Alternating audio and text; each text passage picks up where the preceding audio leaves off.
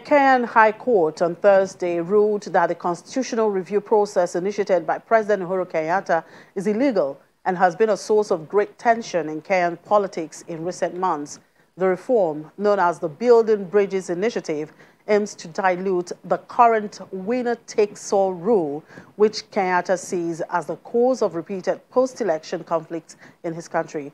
Matt Kindiger, Associate Practice Lead, Sub-Saharan Africa at Frontier View in London, joins us now to look at what this would mean for political and economic stability in Kenya. Good afternoon, Matt. Good to see you. Good afternoon. Thanks for having me on the show today. So why is the Building Bridges Initiative so significant, and what does it aim to achieve?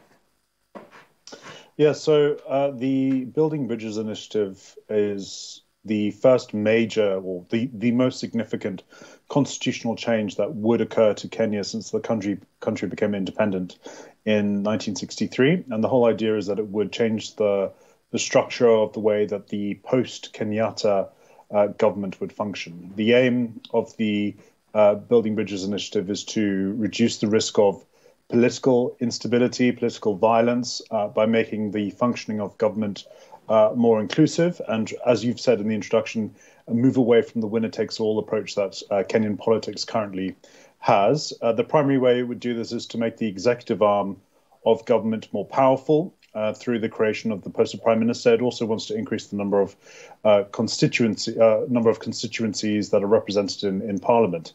But critics have said that it's a very sort of thinly veiled way of consolidating power amongst the established political elites in Kenya, and it actually makes it more difficult for new parties to challenge the way that government is being run, or for new parties to win elections in the future. So very controversial.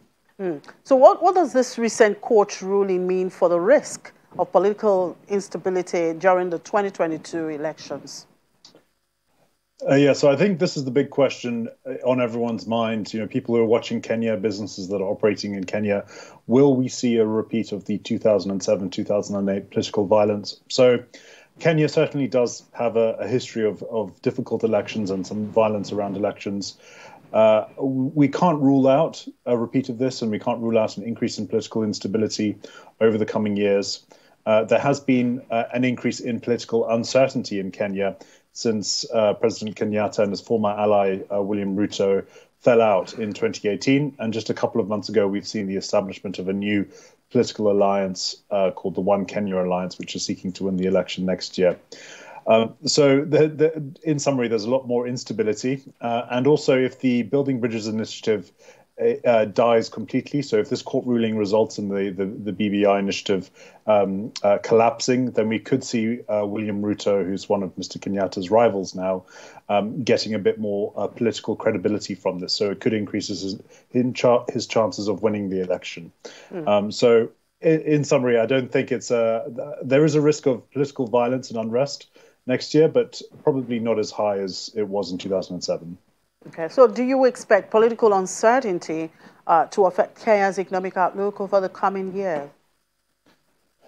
It certainly can't be ruled out. So we would expect some weakening of business sentiment ahead of the elections, especially, towards the end of Q1, beginning of Q2 in 2022.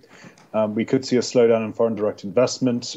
Tourism is already very weak, so we don't think it will. We don't think the tourism sector will be particularly badly affected. There is increased risk of shilling volatility, which could affect businesses. But overall, I would say that the outlook for Kenya's economy is broadly very positive, even if there is a period of unrest and violence around the elections. This period probably would be quite short-lived. And fundamentally, the Kenyan economy is the outlook for the Kenyan economy is quite bright. It has a broad range of drivers, very strong exports, quite an attractive investment environment, and public finances, although they're not great, they are probably going to improve over the next couple of years. So overall, the outlook for the Kenyan economy is pretty good despite political uncertainty. All right, thank you very much, Matt. We always appreciate your time. Enjoy the rest of the day. Thank you very much, you too. And from